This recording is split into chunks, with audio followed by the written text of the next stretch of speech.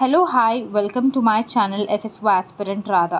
ఈరోజు మనం APSC forest section ఆఫీసర్లో general ఫారెస్ట్రీలో యూనిట్ 6లోకి అయితే ఎంటర్ అవుతున్నాము. మనం ఆల్రెడీ 5 యూనిట్స్ కంప్లీట్ చేసుకున్నాము. సో ఇఫ్ ఇన్ కేస్ మీరు కొత్త అయితే ఈ ఛానల్కి ప్లీజ్ గో అండ్ వాచ్. డెఫినెట్గా మీ యొక్క ప్రిపరేషన్లో ఒక బూస్టప్ లానే ఉంటుంది ఇది. అండ్ యూనిట్ 6లో అయితే ఈరోజు మనము అగ్రో ఫారెస్ట్రీ లాంటి టాపిక్స్ డిస్కస్ చేస్తామండి. సిల్వికల్చర్ లాంటి టాపిక్స్. సో బాగుంటుంది. Let us do it. Okay. So if in case మీరు నా వీడియోస్ ఇదే ఫస్ట్ టైం చూడటం అయితే వాళ్ళకి చెప్తుంది ఏంటంటే, నేను ఈ వీడియోస్ చేయడానికి గల కారణం టఫ్ బిట్ కూడా మనం ఎలాగైనా కరెక్ట్ చేయాలి అని కాదండి. సో సింపుల్ బిట్స్ మనం రాంగ్ చేయకూడదు, బేసిక్ థింగ్స్ అనేవి మనం రాంగ్ చేయకూడదు అని చెప్పేసి నేనైతే మోస్ట్ ఇంపార్టెంట్ బేసిక్ థింగ్స్లో most important bits, okay, important content అయితే నేను ఇందులో డిస్కస్ చేస్తాను. సో ఎవరికైతే కావాలనుకుంటున్నారో please do like and also share with your friends who are preparing for this exam and also subscribe to my channel FSO aspirant for more updates, okay, for more content. I hope you will support me. And మీకు if in case ఏమైనా doubts ఉంటే, ఏమైనా terms మీకు అర్థం కాకపోయి ఉంటే నేను చెప్పిన దాంట్లో ప్లీజ్ నాకు కమెంట్ సెక్షన్లో చెప్తే దానిపైన మనం షార్ట్ వీడియో చేసుకుందాం, ఇంకా ఎక్కువ మాట్లాడుకోవచ్చు. ఆర్ ఎల్స్ మీకు ఇంకేమైనా అదర్ థింగ్స్ మీకు అర్థం కాకపోయినా, any topic like polity, history, దేనిలో అయినా మీకు ఏమైనా అర్థం కాకపోయినా చెప్పండి. ఆ టాపిక్ పైన మనం షార్ట్ వీడియో అయితే చేసుకుందాం. ఓకే.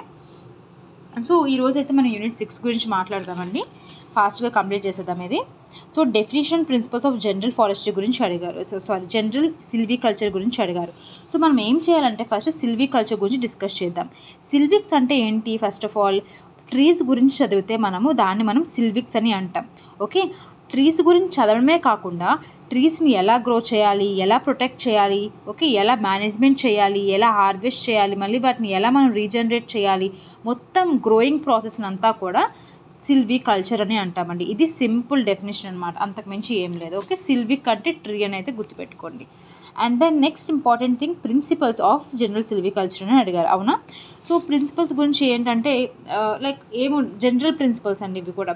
లైక్ మనం కరెక్ట్ టైంలో, కరెక్ట్ సైట్లో, కరెక్ట్ ట్రీ స్పీషీస్ అని మనం సెలెక్ట్ చేసుకోవాలి. First principle. సెకండ్ ప్రిన్సిపల్ వచ్చేసరికి న్యాచురల్ రీజనరేషన్కి మనం ఎక్కువ ఏమంటారు ఇంపార్టెన్స్ ఇవ్వాలి. ఓకే. నేను ఆల్రెడీ రీజనరేషన్ గురించి అక్కడ మాట్లాడాను, లైక్ ఫస్ట్ యూనిట్లో ఆర్టిఫిషియల్ రీజనరేషన్, న్యాచురల్ రీజనరేషన్ అంటే ఏంటో కూడా అక్కడ డిస్కస్ చేశాను కదా. నాకు తెలిసి గుర్తుందని అనుకుంటున్నాను మీ అందరికీ. సో న్యాచురల్ రీజనరేషన్ ద్వారా ఎక్కువగా ఇంపార్టెన్స్ ఇవ్వాలి అనమాట. ఈ మెయిన్ ప్రిన్సిపల్ వాళ్ళకి ఎక్కువ ఇంపార్టెన్స్ ఇవ్వాలి. అంటే న్యాచురల్ రీజనరేషన్ అంటే సీడ్స్ ద్వారా అదంతా అదే రీజనరేషన్ చేయడం, కొప్పేసింగ్, వీటి గురించి కూడా డిస్కస్ చేస్తాం నెక్స్ట్. సో అట్లా చేయాలని సెకండ్ ప్రిన్సిపల్. థర్డ్ ప్రిన్సిపల్ ఏంటంటే సస్టైనబుల్ ఈల్డ్ అనేది మనం మెయింటైన్ చేయాలి. అంటే ప్రతి సంవత్సరం కూడా ఒకటే విధంగా మనం ఈల్డ్ అనేది ఉండాలి. ఒకసారి ఎక్కువ వచ్చి నెక్స్ట్ ఇంకా లైక్ వెళ్తున్న కొద్దీ తక్కువ అయిపోవడం, అట్లా కాదు. సో సస్టైనబుల్గా ఎప్పుడు ఒకలాగే ఈల్డ్ అనేది మనం మెయింటైన్ చేసుకోవాలనేది ఇంకొక ప్రిన్సిపల్. ఇంకొకటి ఏంటంటే టెండింగ్ ప్రాసెస్ అనేది కూడా చేసుకోవాలి. లైక్ థిన్నింగ్, ప్రూనింగ్, క్లీనింగ్, అంటే ట్రీస్ని నీట్గా క్లీన్గా ఎంత కావాలో, ఎంత మోతాదులో కావాలో అలా పెట్టుకోవడం అనమాట. దాన్ని టెండింగ్ ప్రాసెస్ అని అంటాం. నెక్స్ట్ దాంతోపాటు మనము ఎకనామిక్ ప్రాఫిట్స్ కూడా కావాలి, at the same time ecology కూడా కావాలి, ఆ బ్యాలెన్స్ కూడా మెయింటైన్ చేయాలని చెప్పేసి ఇట్లా కొన్ని ప్రిన్సిపల్స్, ఇంకా చాలా ప్రిన్సిపల్స్ ఉన్నాయి. ఓకే. సో జనరల్ ప్రిన్సిపల్స్ అనమాట ఇవి. ఓకే. ఈ మాత్రం గుర్తుపెట్టుకుంటే చాలండి ప్రిన్సిపల్స్ అంటే. దాని నుంచి ఏమైతే అంత క్వశ్చన్ ఏమొచ్చారు. ఓకే. నెక్స్ట్ దాంట్లోకి వెళ్దాము. Ecological and physiological factors influencing the vegetation, then we are also having a natural and artificial regeneration of the forest, right. So దీంట్లో కూడా ఏంటంటే జనరల్ టాపిక్, ఇది కూడా అంత టెక్నికల్ టర్మ్స్ అట్లా ఏం లేదు.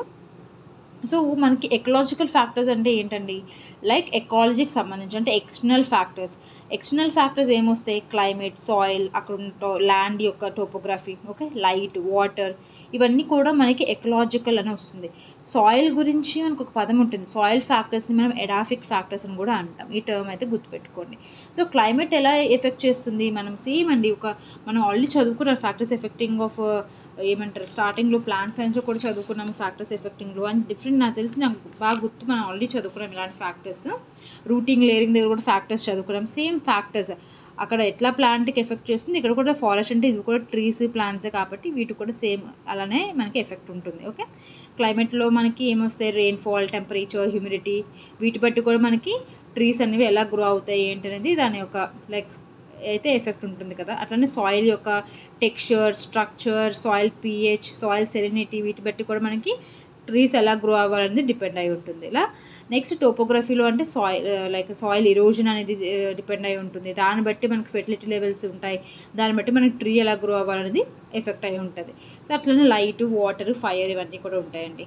నెక్స్ట్ ఫిజియోలాజికల్ ఫ్యాక్టర్స్ అంటే ఏంటి, ఇవి లోపల ట్రీ లోపల ఉన్న కండిషన్స్ అనమాట. ఇంటర్నల్ ఫ్యాక్టర్స్ని ఫిజియాలజీ అని అంటాం. ఓకే, ఏంటి ఇప్పుడు ఒక సీడ్ మనం పెట్టినప్పుడు ఆ సీడ్ గ్రో అవ్వాలా వద్దా అనేది సీడ్ యొక్క వైబిలిటీ, నేను ఈ టర్మ్స్ అన్నీ కూడా నేను ప్లాంట్ సైన్స్లో డిస్కస్ చేశాను. సో ఇఫ్ ఇన్ కేస్ నన్ను కంటిన్యూస్గా ఫాలో అయ్యే వాళ్ళకి ఇదంతా కూడా మేడం మళ్ళీ రిపీట్ చేస్తున్నారు అని అనిపిస్తుంది మీకు ఖచ్చితంగా. ఈ టాపిక్లో ప్లాంట్ సైన్స్లో నేను seed germination, dormancy, seed production, collection techniques and ఇక్కడ చెప్పినప్పుడు నేను దీని గురించి డిస్కస్ చేశాను. సో మీరు ఒక్కసారి వెళ్ళి టక్టగా ఇఫ్ ఇన్ కేస్ వినకపోతే వెళ్ళి వినేయండి.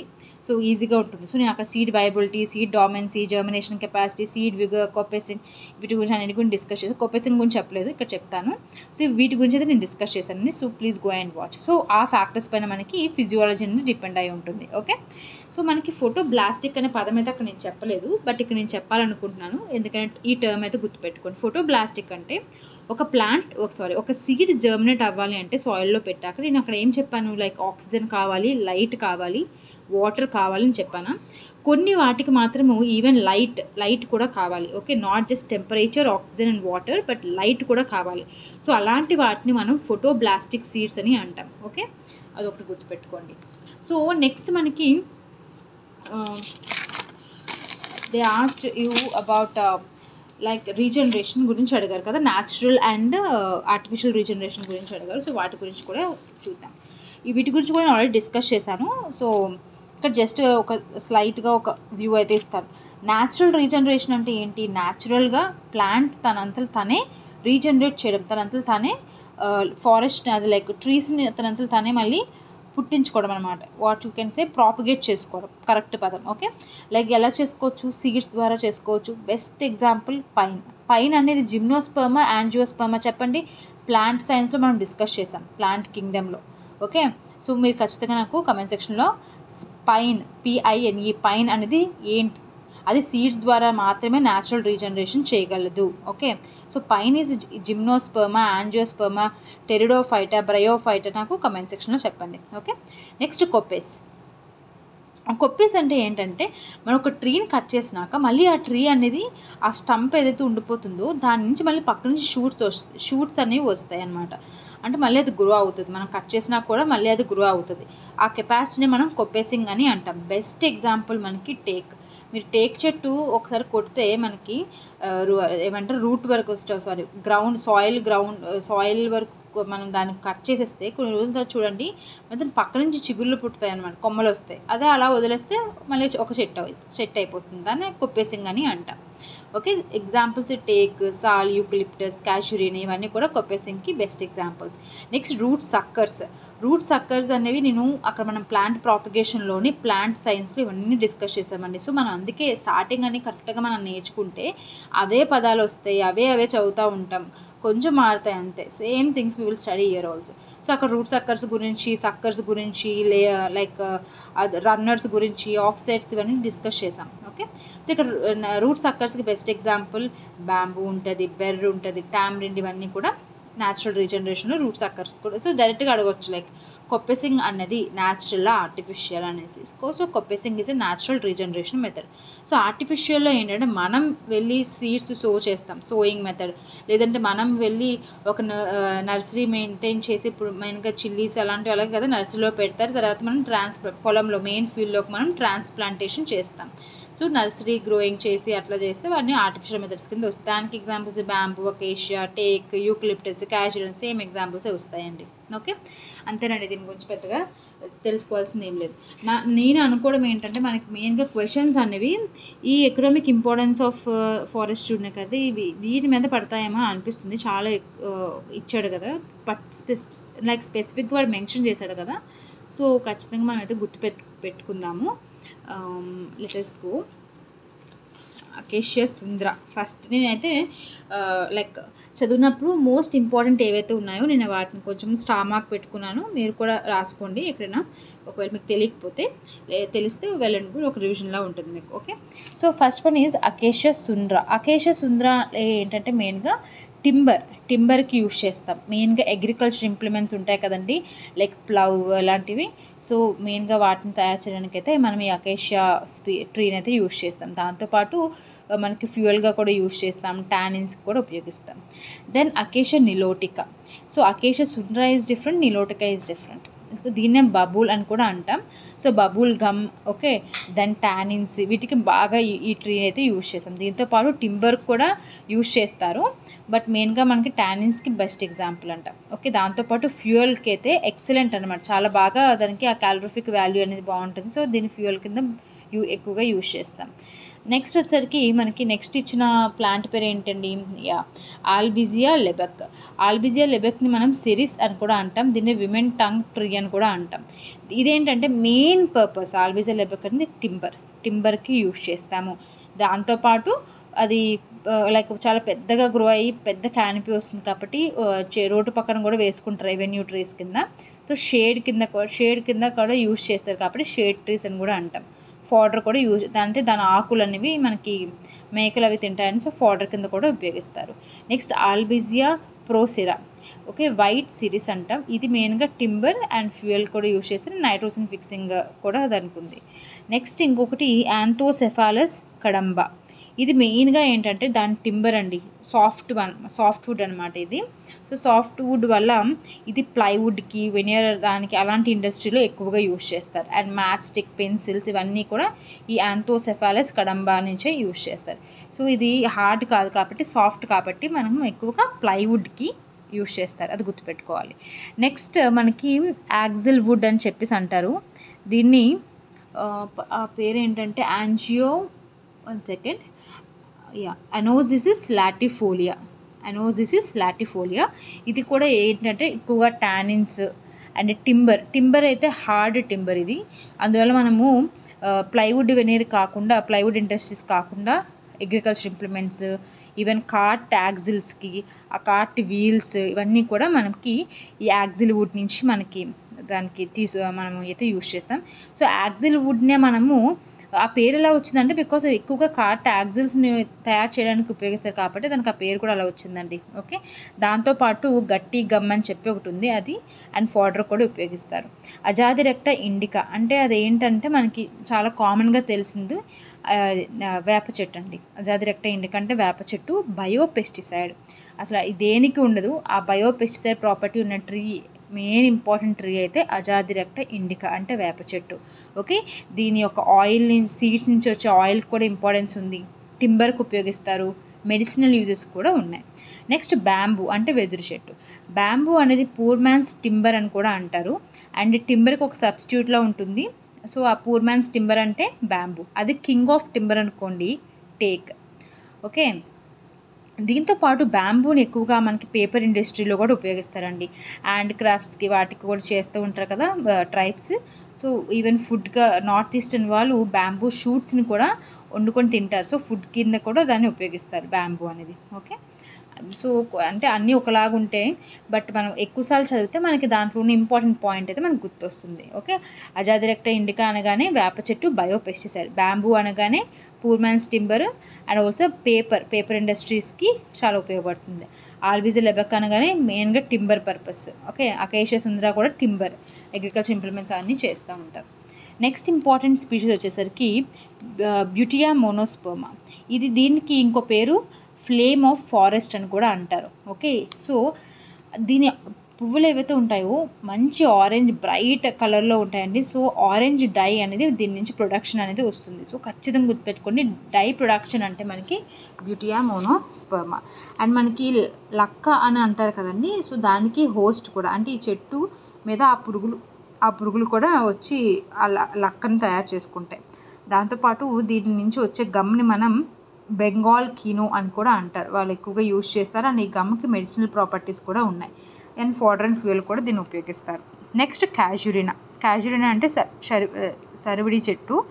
సో ఇది మెయిన్గా నేను చాలాసార్లు చెప్పాను, నన్ను కంటిన్యూస్గా ఫాలో అయిన వరకు తెలుస్తుంది.